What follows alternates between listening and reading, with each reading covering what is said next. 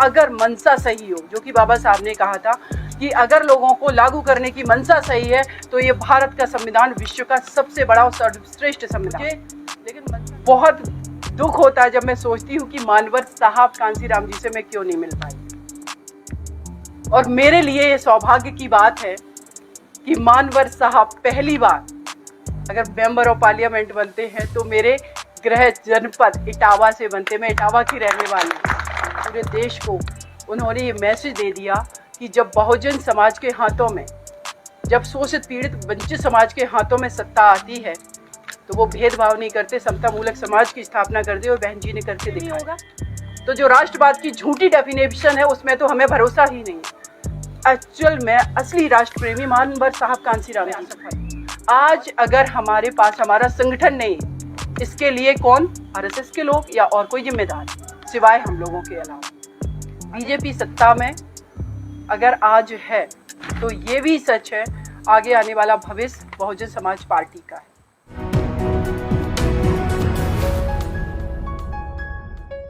हमारा जो इतिहास है वो इतिहास हमारा अच्छा नहीं है। वो इतिहास जानबूझ करके जो हमारा स्ट्रॉन्ग लेखन उसका होना चाहिए था वो नहीं हुआ। शोषित पीड़ित वंचित रखा गया षड्यंत्र के तहत। बाबा साहब भीमराव अंबेडकर जी, जब मैं कल्पना करती हूँ, जब संविधान को पढ़ती हूँ, बहुत सारी उनकी किताबें जीवनी को पढ़ती हूँ। मैं 8th क्लास में पढ़ती थी, मेरे भाई IAS की तैयारी कर रहे थे, तो बाबा साहब की किताब मैंने पहली बार पढ़ी थी और उन्होंने मुझे बताया था कि उनके पास 32 डिग्रियाँ थी।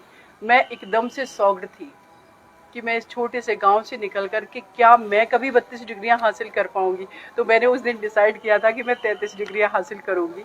लेकिन फिर मुझे लगा कि बाबा साहब को उस समय में वाकई में ये दिखाना था भारत ही नहीं पूरे विश्व को कि एक बेटा जिसको शोषित पीड़ित वंचित अछूत रखा गया, वो शायद मुझे लगता है भारत ही नहीं पूरे विश्व में किसी के पास 32 डिग्रियां होनी।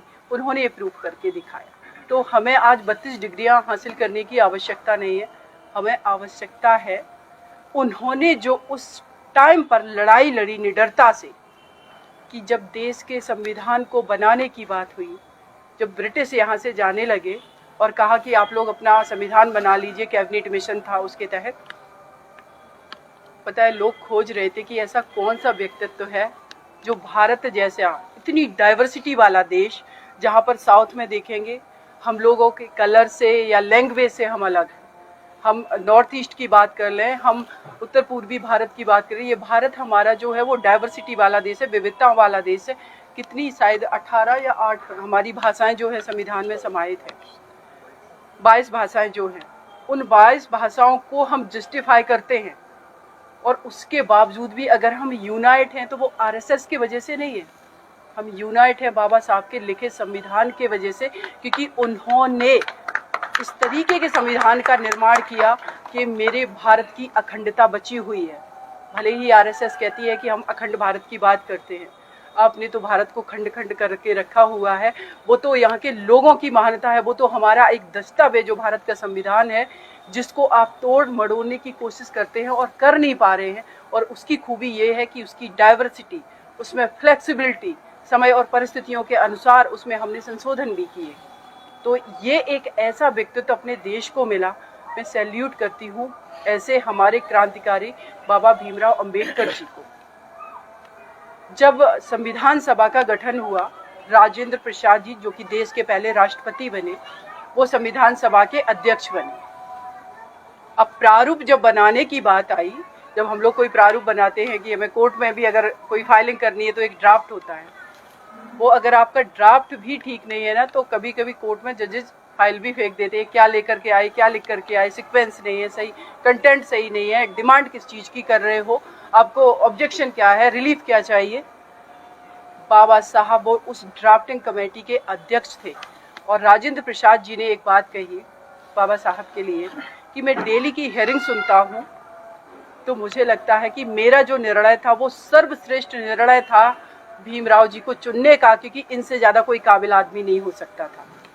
लेकिन कभी कभी दुख इस बात का होता है कि आज वो व्यक्तित्व तो उस दौर में जिसने पूरे उस कैबिनेट मिशन के तहत बनी उस संविधान सभा से अपने देश के अपने लोगों के लिए भी संविधान लिख दिया, रिजर्वेशन का प्रावधान करवा दिया, मौलिक अधिकारों का प्रावधान करवा दिया कि आपके जो मौलिक अधिकार है उनका अगर मंशा सही हो, जो कि बाबा साहब ने कहा था कि अगर लोगों को लागू करने की मंशा सही है तो ये भारत का संविधान विश्व का सबसे बड़ा और सर्वश्रेष्ठ संविधान है।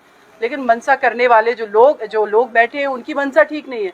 इसीलिए जो निर्वचन होता है, जो इंटरप्रिटेशन होती है, जो व्याख्या होती है, उसी के तहत तो हमारा SC/ST एक्ट कमजोर किया गया था। अदरवाइज उसमें ऐसी क्या खामियां हैं? तो मंशा सही ना होने की वजह से ये चीज़ें हुई।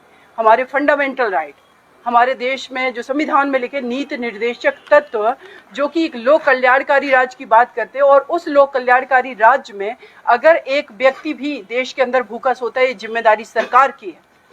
लेकिन हम एकदम से, हमारी सरकार है उससे इतर काम करती हैं, अलग हट के काम करती हैं। तो संविधान पे विस्तृत चर्चा किसी दिन और भी की जाएगी। लेकिन मैंने एक और चीज़ जब महसूस की, मुझे बहुत दुख होता है जब मैं सोचती हूँ कि मानवर साहब कांसीराम जी से मैं क्यों नहीं मिल पाई।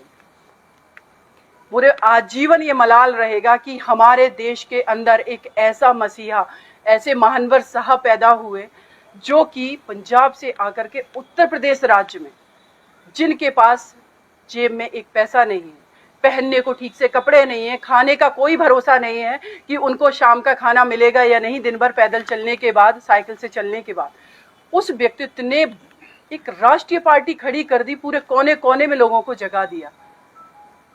आज मुझे लगता है कि मेरी बात किसी को कड़वी लग सकती है। हम लोग नो डाउट वाहवाही करते हैं, हमारे बाबा साहब हुए, हमारे साहब कांसीराम जी हुए, हमारी बहन जी मायावती जी, हमारे महापुरुष, वो लोग अकेले उस टाइम फाइट कर रहे थे। हम लोगों को जगा के ये लोग चले गए हैं। हमारी बहन जी आज अकेले ये फाइट लखनऊ में बैठ के लड़ रही हैं। इस चीज़ को बारीकी से समझने की हमें ज़रूरत है। उनको हम सब की एकजुटता, हमारे सपोर्ट की ज़रूरत है, क्योंकि सत्ता की लड़ाई जो हमें सिर्फ फ्रंट पर दिखती है वही नहीं लड़ी जाती। उन्हें अपने लोगों को प्रोटेक्ट भी करना है, अपने युवाओं को फर्जी FIR से भी बचाना है, तो आंदोलन में नहीं भेज रही। कौन जाएगा? ये वकील साहब बैठे हुए हैं यहाँ पर, और भी यहाँ पर हमारे वकील साहब हैं, ये हैं हमारे भतीजे जितेंद्र कुमार हैं। इंटरप्रिटेशन कैसे जज करते हैं? अगर हम लोग इन्फ्लुएंस ना दिखाएं वहाँ, तो जो कानून के प्रावधान है उसके तहत हम लोगों को जस्टिस नहीं मिलता है। ये सच है। मैं जान रही हूँ निर्भया केस में मैं सिर्फ लीगल आर्ग्यूमेंट नहीं कर रही थी, वहाँ पर मैं सिस्टम से लड़ाई कर रही थी। सिस्टम से लड़ाई की इसलिए 4 को हैंगिंग हुई, नहीं ये असंभव था और असंभव है। चाहे वो सुरेंद्र कोहली का केस उठा के देख लीजिए, निठारी कांड, जो कि बच्चों का खून पीता था। सबनम बनाम यूनियन ऑफ इंडिया का केस है जिसने अपने परिवार के 4 सदस्यों को मार दिया। और ऐसे कितने केस हैं जिसमें लोगों को डेथ पेनाल्टी से कम्यूट करके आजीवन कारावास कर दिया गया। तो ये हमारे संविधान की खूबसूरती है, लेकिन उसका इम्प्लीमेंटेशन सही नहीं। मानवर साहब ने कैसे इम्प्लीमेंट चीज़ों को करवा दिया, उसका जीता जागता उदाहरण उत्तर प्रदेश जैसे पूरे देश के बड़े राज्य की बहन जी 4 बार मुख्यमंत्री बनी।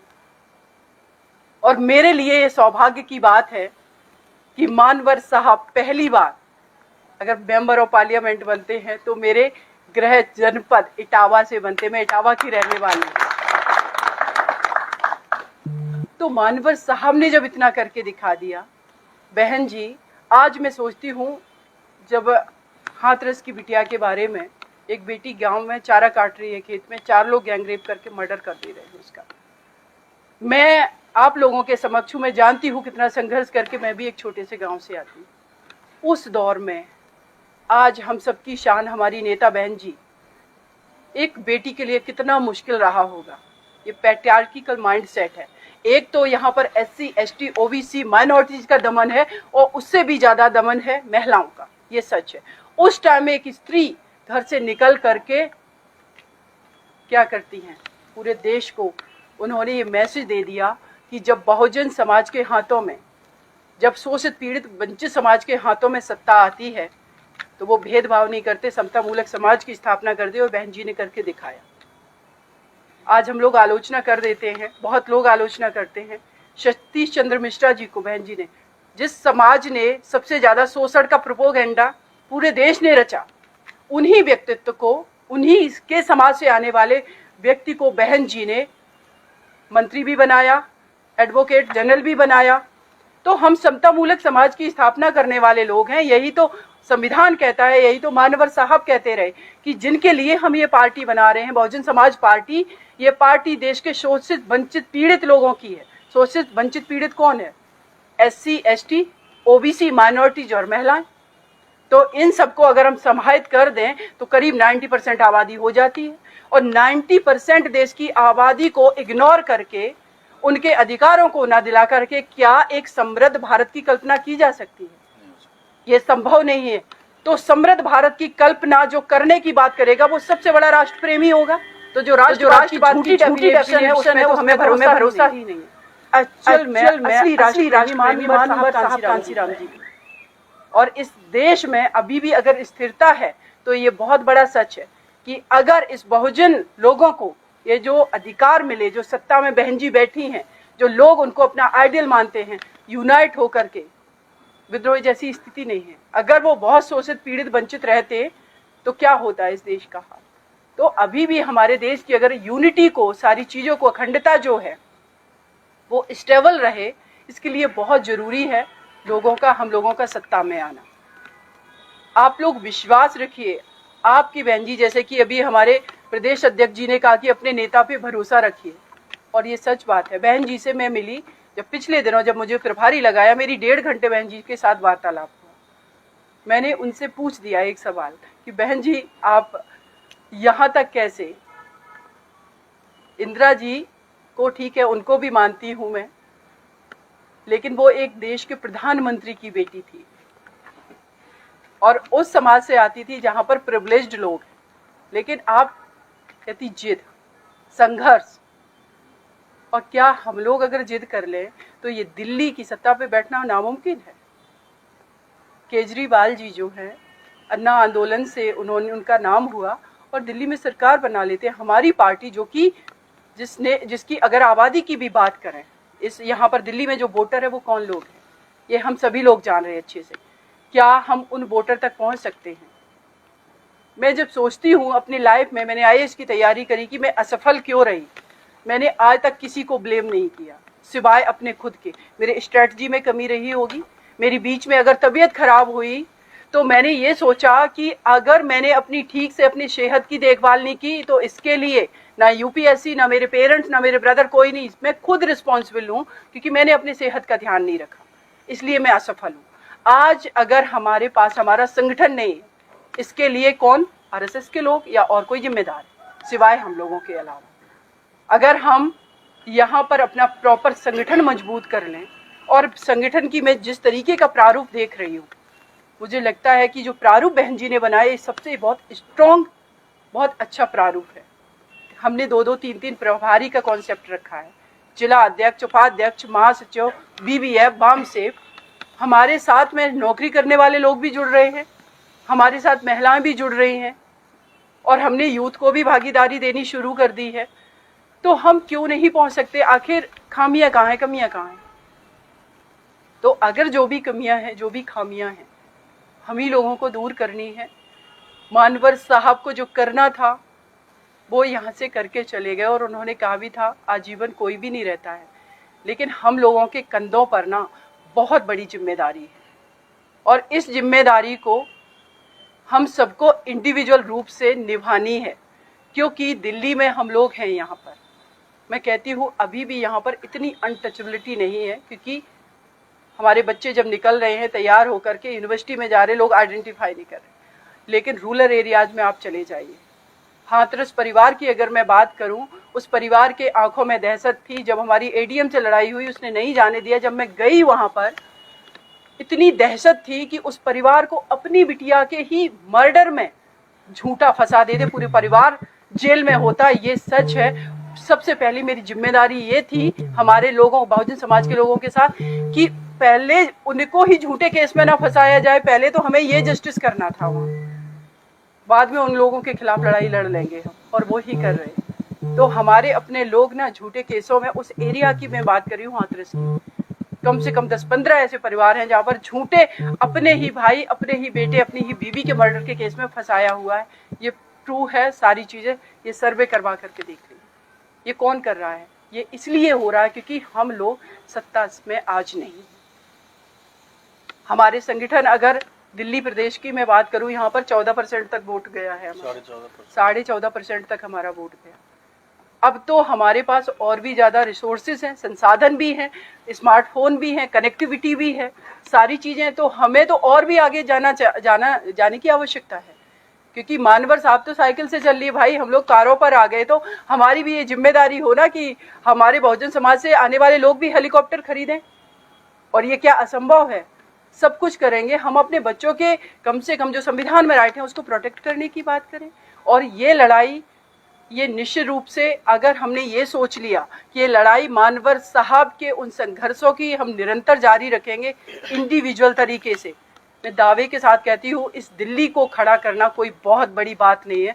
हमारा आंदोलन और स्ट्रांग होगा, संगठन हमारा स्ट्रेटेजिकल तरीके से बनेगा, जैसे कि अभी स्वयं जी ने भी बताया है। हमारी जिले की कमेटी, हमारी सारी विधानसभाओं की कमेटी, हमारी वार्ड की कमेटी, हमारी बूथ की कमेटी, वोट हमारा जहाँ पर पड़ रहा है, एक सिस्टम होता है ना, हम आम पब्लिक का वोट कैसे लेंगे? विदाउट सिस्टम के तो नहीं ले सकते हैं। एक अगर जिला अध्यक्ष जी कहीं अगर जाएंगे तो वो उस बूथ पर, अगर उस एरिया में जहाँ वोट पड़ रहा है, वो किसको कांटेक्ट करेंगे अगर हमारा बूथ को लोग नहीं। और ये जैसे कि ये पूरी कमेटी में करीब अगर 1000 लोग हो रहे हैं तो बिल्कुल सच बात है, एक परिवार में 3-4 मेंबर हैं, हम 5000 लोगों से अगर एक विधानसभा में मिल रहे हैं तो हम ये नेटवर्क फैला सकते हैं। बीजेपी वाले पन्ना प्रमुख बना रहे हैं, अननेसेसरी के पद क्रिएट कर रहे हैं, लेकिन हमारे पास जो नेसेसरी चीजें हैं हम कम से कम उनको तो हमें करना ही पड़ेगा। और मैं ऐसे नहीं है कि मैं यहाँ पर प्रभारी बन करके आई हूँ तो कह रही हूँ, ये तो आपको अपने तरफ से खुद आनी चाहिए कि हमारे मूवमेंट को, बहन जी अगर लखनऊ में बैठ करके स्ट्रैटेजी बना रही हैं तो अगर दिल्ली में हम हैं और हमारे ऊपर जिम्मेदारी है तो कैसे उसको निभाएं। हम समय भी दे रहे हैं मीटिंग्स में, हम जा भी रहे हैं, हम पदाधिकारी भी हैं, तो क्यों ना काम भी कर लिया जाए ढंग से। तो मानवर साहब का जो मिशन मूवमेंट है वो भी शायद मुझे लगता है कि सफल होता रहा है और आगे भी होगा। बीजेपी सत्ता में अगर आज है तो ये भी सच है आगे आने वाला भविष्य बहुजन समाज पार्टी का है, क्योंकि इस पार्टी को, क्योंकि जैसे जैसे एजुकेशन आती है, जैसे जैसे जागरूकता आती है, वैसे वैसे मानवतावादी मूल्यों की बात होती है। वही ब्रिटेन जो कि ईस्ट इंडिया कंपनी के साथ पूरे साम्राज्य, वर्ल्ड में कितने साम्राज्य उसने स्थापित किए, लेकिन आज जब वो भारत आए तो उनको माफ़ी मांगनी पड़ी जलियांवाला बाग हत्याकांड में जाकर के, सिर टेक करके। ये भविष्य आएगा और जब ऐसा दौर भारत में आएगा जो कि हम लोग लाएंगे, जिन लोगों ने अत्याचार किए वो माफ़ी मांगने को मजबूर हो जाएंगे। लेकिन उसके लिए हमें अवेयर होकर के काम करने की आवश्यकता है, हम एकजुट रहेंगे। आज आप देखिए ब्रिटेन का प्रधानमंत्री जो कि जब इंडिया में आते थे वो महारानी, तो जो ढका कोई एरिया पड़ता है उसको ढक दिया जाता था क्योंकि उनको खराब चीज़ें ना दिखे भारत की। अब आप सोचने वाली बात है कि वहाँ के प्रधानमंत्री आज मेट्रो में चलने लगे हैं क्योंकि उनको मानवतावादी मूल्य, उनको समता मूलक समाज की स्थापना चीज़ें पता चल गई हैं। ये बहुत आवश्यक है, तो यही इस देश के अंदर भविष्य में होने वाला है। लेकिन उसके लिए, क्योंकि मानवतावादी मूल्यों की बात करने वाली, समता मूलक समाज की बात करने वाली, इस देश की बहुसंख्यक आबादी के हित अधिकार की बात करने वाली एकमात्र पार्टी है बहुजन समाज पार्टी, जिसको हम दावे के साथ भारत के किसी भी प्लेटफॉर्म पे बात कर सकते हैं। अदरवाइज हम विश्व के भी किसी भी पटल पर बात कर सकते हैं और जस्टिफाई कर सकते हैं। आज कांग्रेस पार्टी या बीजेपी पार्टी अपने आप को जस्टिफाई नहीं कर सकती है, लेकिन हम लोग कर सकते हैं क्योंकि हम भेदभावकारी, हमारी न तो स्ट्रेटजी है। बहन जी सत्ता में आई, उत्तर प्रदेश में जितने भी स्कूल कॉलेजेस उन्होंने बनवाए, यूनिवर्सिटीज बनवाई हैं। आप देखिए एजुकेशन क्या बहुजन समाज के बच्चों की नहीं बढ़ी? क्या बेटियां पढ़ने नहीं गई वहाँ पर? क्या या किसी भी जो समर्थ समाज से लोग आ रहे, क्या उनके बच्चों को रोका गया? नहीं, लेकिन हमारे बच्चों को जरूर रोका गया था। इस चीज़ को हम दावे के साथ कहेंगे और ये सत्य है, ये कटु सत्य है। तो जिसको ऑब्जेक्शन है, कोई ऑब्जेक्शन भी नहीं कर पाएगा भविष्य में, आगे आने वाले समय में उसको माफ़ी मांगनी पड़ेगी। तो हम, लेकिन हमारी इस पार्टी को मजबूत हमें और भी ज़्यादा तरीके से करना है। इसके लिए हमें एकजुट होने की आवश्यकता है, व्यक्तिगत हित साइड में रखने की आवश्यकता है और हमें संतुष्ट भी नहीं होना है। नो डाउट रिजर्वेशन के लिए सरकारी नौकरी भी मिली, हमें बिजनेस भी हमने किए, लेकिन अगर हम अपने घर में संसाधन हैं गाड़ी है, घर है, बंगला है, फैसिलिटी है, उससे अगर हम संतुष्ट हो गए तो फिर हम ये बहुजन मूवमेंट को नहीं समझ रहे हैं। इसका मतलब यही है। पे बैक टू सोसाइटी का कॉन्सेप्ट यही है कि हम कितना भी आसमान में ऊपर चले जाएं, लेकिन हमारे ज़मीन पर जो भाई हैं उनका हाथ पकड़ करके आगे बढ़ाना है, ये हमारी जिम्मेदारी होनी चाहिए। तभी हम इस मूवमेंट को सही मायने में कुछ दे सकते हैं। तो आगे आप लोगों से मेरा अनुरोध है, प्रभारी जी हमारे बैठे हैं यहाँ पर, हमारे दूसरे प्रभारी अध्यक्ष जी हैं, हम लोग जल्दी ही ये कमेटी जो है पूरी करेंगे और मिलकर के काम करेंगे, कुछ भी असंभव नहीं है। और आप सभी लोगों का बहुत बहुत धन्यवाद।